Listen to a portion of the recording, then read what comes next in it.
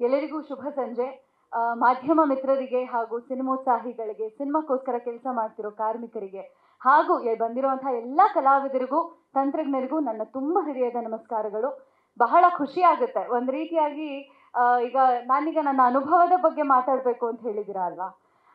ತುಂಬ ಸರ್ತಿ ಹೇಳಿದ್ದೀನಿ, ಈಗ ಶೈನ್ ಅವ್ರ ಜೊತೆ ಕೆಲಸ ಮಾಡಿದ ಹೇಗಿತ್ತು, ಬಾಬಿ ಮ್ಯಾಮ್ ಹೇಗಿದ್ರು, ಅಥವಾ ಅಜ್ನೀಶ್ ಸರ್ ಹೇಗಿದ್ರು, ಅಥವಾ ಈ ಜರ್ನಿ ಬಗ್ಗೆ ನಾನು ಮಾತಾಡ್ತಾನೆ ಹೋಗ್ತಾ ಇದ್ದೀನಿ. ಆದರೆ ಇಡೀ ಸಿನಿಮಾದ ಅನುಭವ ಅಥವಾ ಸಿನಿಮಾದ ಕುರಿತು ಮಾತಾಡಬೇಕು ಅಂತ ಹೇಳಿದ್ರೆ ನಾನಿಲ್ಲಿ 3 ಅಂಶಗಳ ಬಗ್ಗೆ ಮಾತಾಡೋದಕ್ಕೆ ಇಷ್ಟಪಡ್ತೀನಿ. ಒಂದು ಕನಸು, ಇನ್ನೊಂದು ಕೆಲಸ, ಇನ್ನೊಂದು ಕಥೆ.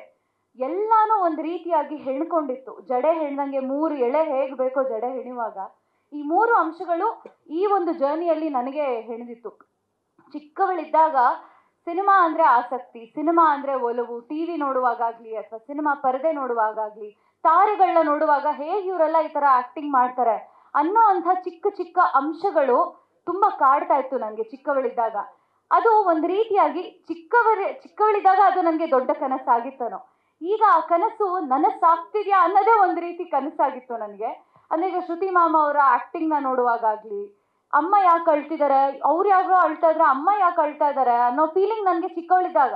ಇನ್ಯಾರೋ ಡ್ಯಾನ್ಸ್ ಮಾಡ್ತಿದ್ರೆ ಅಪ್ಪ ಯಾಕೆ ಫುಲ್ ಎಂಜಾಯ್ ಮಾಡ್ತಾ ಇದ್ದಾರೆ, ನಮಗೂ ಯಾಕೆ ಡ್ಯಾನ್ಸ್ ಮಾಡ್ಬೇಕು, ಏನು ಇದೆಲ್ಲ, ಸಿನಿಮಾ ಅಂದರೆ ಏನು, ಯಾಕಿಷ್ಟು ಹುಚ್ಚೆದ್ದು ಕುಣಿತಾರೆ ಅನ್ನೋ ಅಂಥ ಒಂದು ಕ್ವೆಶ್ಚನ್ ಮಾರ್ಕ್ಗಳು ನಮ್ಮ ತಲೆಯಲ್ಲಿ ಮೂಡಿದಾಗ ಅದಕ್ಕೆ ಒಂದು ರೀತಿಯಾಗಿ ದೃಶ್ಯ ಆಗಲಿ ಅಥವಾ ಮುಖಗಳಾಗಲಿ ಇಂಥ ಹಿರಿಯ ಕಲಾವಿದರು ನನ್ನ ಜೀವನದಲ್ಲಿ ಇದ್ದಿದ್ದು. ಅದು ಶ್ರುತಿ ಮ್ಯಾಮ್ ಆಗಲಿ, ದೇವರಾಜ್ ಸರ್ ಆಗಲಿ, ಅಥವಾ ಮಾಳವಿಕಾ ಮ್ಯಾಮ್ ಮಾತಾಡೋ ಕನ್ನಡ ಆಗಲಿ, ಇದೆಲ್ಲ ಏನಂದರೆ ಒಂದು ರೀತಿಯಾಗಿ ನನಗೆ ಇನ್ಫ್ಲೂಯೆನ್ಸ್ ಮಾಡಿದಂಥ ಅಂಶಗಳು. ಈ ಕನಸೆಲ್ಲ ನನಸಾಗೋದು ಅದು ಇಷ್ಟು ಬೇಗ ನನ್ನ ಕರಿಯರಲ್ಲಿ ಅಂತಂದರೆ ಅದು ಜಸ್ಟ್ ಮ್ಯಾರಿಡ್ಗೆ ನಾನು ಎಷ್ಟು ಭಾಗ್ಯಶಾಲಿ ಆಗಿದ್ದೀನಿ ನಾನು. ಅದು ಮೇ ಬಿ ದೇವರ ಅನುಗ್ರಹ, ಗುರುಗಳ ಅನುಗ್ರಹ ಅಂತಾರಲ್ಲ ಹಾಗೆ ಅಂತ ಕಾಣಿಸುತ್ತೆ. ಒಂದು ನಟನೆ, ಇನ್ನೊಂದು ಸಂಗೀತ. ಸಂಗೀತ ಅಂದರೆ ನನಗೆ ಒಲವು, ಸಂಗೀತ ಅಂದರೆ ಆಸಕ್ತಿ. ಕೇಳಬೇಕು ಹಾಡೋದು ಎಷ್ಟು ಚೆನ್ನಾಗಿ ಹಾಡ್ತೀನಿ ನನಗೆ ಗೊತ್ತಿಲ್ಲ, ಆದರೆ ಕೇಳೋದಕ್ಕೆ ನನಗೆ ತುಂಬ ಇಷ್ಟ ಸಂಗೀತ. ಅಂಥ ಒಂದು ಟೆಕ್ನಿಷಿಯನ್ಸು ಸಿನಿಮಾ ಮಾಡ್ತಾ ಇದ್ದಾರೆ, ನನ್ನನ್ನು ಆಯ್ಕೆ ಮಾಡಿದ್ದಾರೆ. ಇದರಲ್ಲಿ ನನ್ನ ಕೆಲಸ ಅಡಗಿದೆ. ಒಂದು ಕಡೆ ಕನಸಿಂದ ಕೆಲಸಕ್ಕೆ ಹೇಗೆ ಟ್ರಾನ್ಸ್ಫಾರ್ಮ್ ಆಗ್ತಿದೆ. ಅಜ್ನೀಶ್ ಸರ್ ಫ್ಯಾನ್ ನಾನು. ಅಂದರೆ ಅವರು ಮ್ಯೂಸಿಕ್ ಕಾಂಪೋಸಿಷನ್ ಮಾಡುವಾಗ ಅವರ ಕಾರ್ಡ್ ಪ್ರೋಗ್ರೆಷನ್ಗಳಾಗಲಿ ಅಥವಾ ಒಂದು ಪರ್ಟಿಕ್ಯುಲರ್ ಸಾಂಗ್ಗೆ ಬಳಸುವಂತಹ ಇನ್ಸ್ಟ್ರೂಮೆಂಟ್ಗಳಾಗಲಿ, ಈ ಹಾಡಿಗೆ ಈ ಇನ್ಸ್ಟ್ರೂಮೆಂಟು ಬಳಸ್ಬೋದಿತ್ತಲ್ವಾ, ಇದನ್ನ ಯಾಕೆ ತಗೊಂಡಿದ್ದಾರೆ ಅನ್ನೋದ್ರಿಂದ ನನಗೆ ಇನ್ಫ್ಲೂಯೆನ್ಸ್ ಮಾಡಿದಂಥ ಮ್ಯೂಸಿಷಿಯನ್ ಅವರು. ಎಲ್ಲೋ ಅವಶ್ಯಕತೆನೇ ಇಲ್ದೇ ಇರೋ ಕಡೆ ವೈಲಿನ್ ಬಂದ್ಬಿಡುತ್ತೆ, ವೈಲಿನ್ ನೋಡಿದ್ರೆ ಬೊಂಬಾಟಾಗಿ ಕೇಳಿಸ್ತಿರುತ್ತೆ.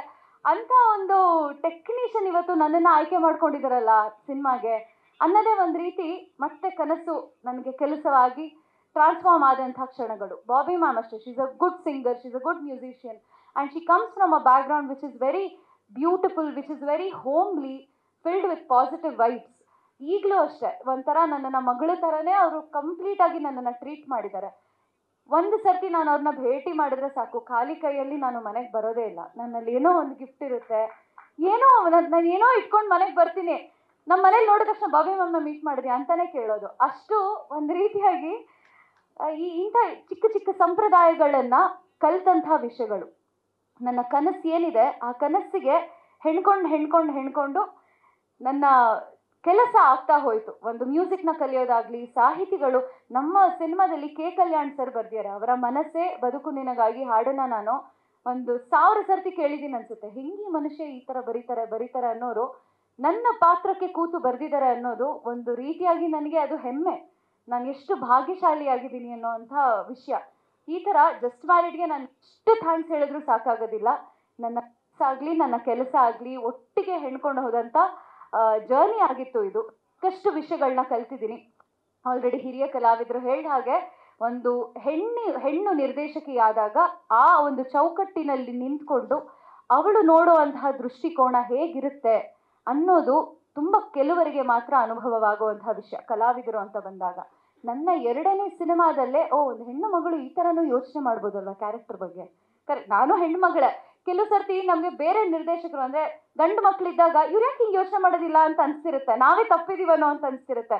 ಬಟ್ ಇಲ್ಲ, ಈಗ ಪಾಯಿಂಟಿಗೆ ಬಂದರು ನೋಡಿ, ಇವ್ರಿಗೆ ಅರ್ಥ ಆಗುತ್ತೆ ಅಂತ ಬಾಬಿ ಮ್ಯಾಮ್ ಅವ್ರ ಜೊತೆ ಕೆಲಸ ಮಾಡುವಾಗ ನನಗೆ ಅನಿಸಿದಂಥ ವಿಷಯ.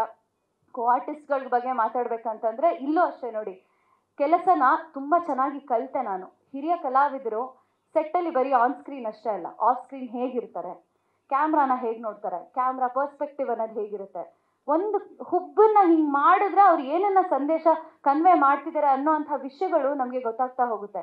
ಲೈಟಿಂಗ್ ಸೆನ್ಸ್ ಹಿರಿಯ ಕಲಾವಿದರಿಗೆ ತುಂಬಾ ಚೆನ್ನಾಗಿರುತ್ತೆ.